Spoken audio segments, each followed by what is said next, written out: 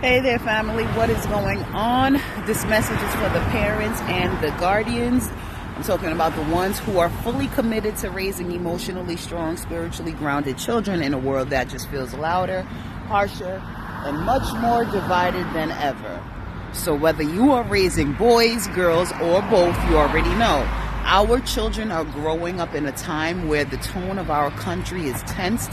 The public leaders are speaking in ways that many families feel are aggressive, disrespectful, or harmful. And as parents, we're just trying to raise children who don't mirror that type of behavior, but actually rise above it. So let's sit back and talk about the world our children are watching. Because children don't just listen to us, they watch the world around them. They watch how adults talk to each other, they watch how leaders speak, and they watch how conflict is handled. And over the past several years, many educators, psychologists, and parents have expressed concern about the tone of national leadership. See, you have news outlets have actually documented that President Trump's public language has often been described as insulting, confrontational, mocking, and at times targeting individuals or groups. And I'm not here to tell you what to think politically, because I can assure you I'm not a politic. I'm just here to talk about the impact on our children.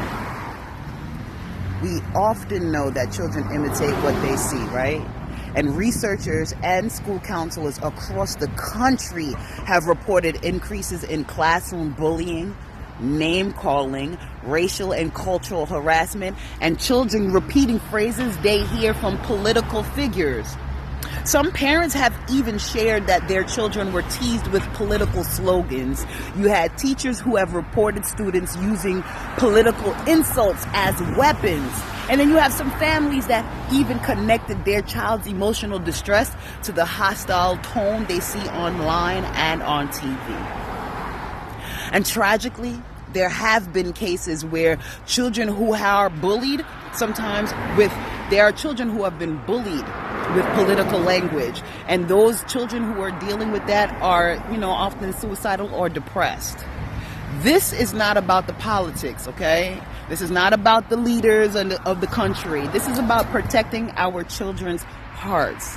We cannot control the world or the people in it or all the people in it, but we can shape our homes. When public figures use harsh language, some children begin to think that that's normal.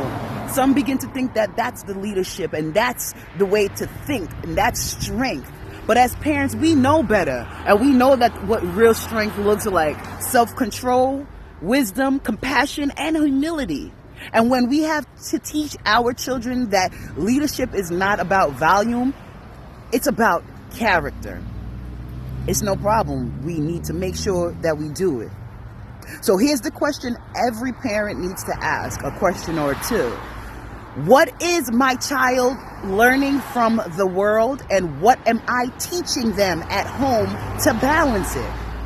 Because the world is loud, but our homes can be peaceful. The world is divided, but our homes can be united. The world is reactive, but our world can be grounded, especially in God. So let's continue to speak God's truth over our children. So parents, please repeat this with me if you can. Guardians, I need y'all to repeat this with me. My child is a leader.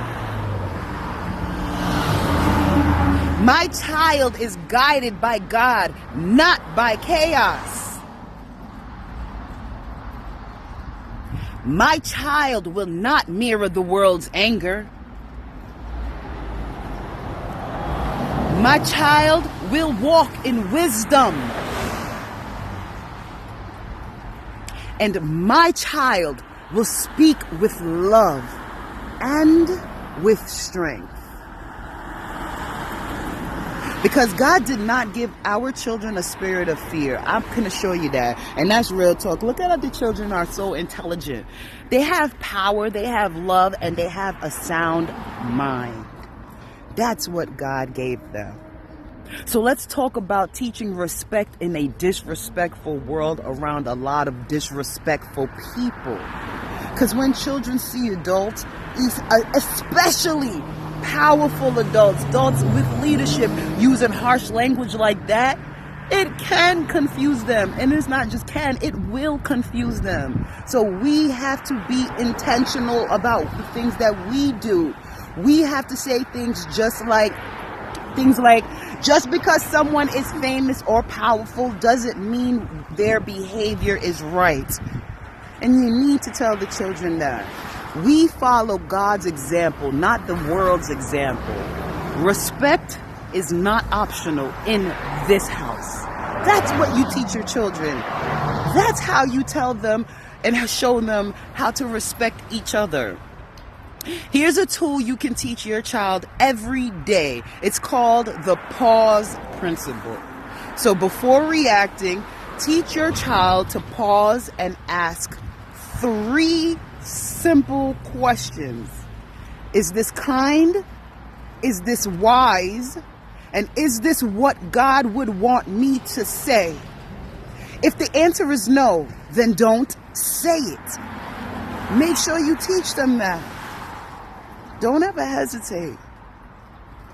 Our children are stronger than we believe them to be. Our 12-year-olds, our 2-year-olds, our 15-year-olds. So let me close this promise with a promise for our parents. So parents, if you would like, guardians, if you would like, just repeat after me. God trusted me with my child. And I will model that behavior I want them to learn.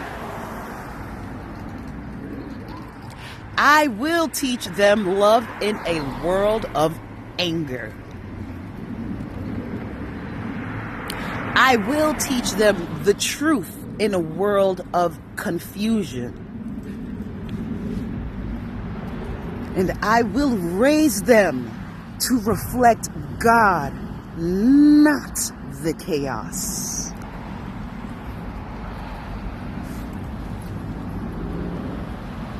I just want to say thank you, everyone, for joining me today.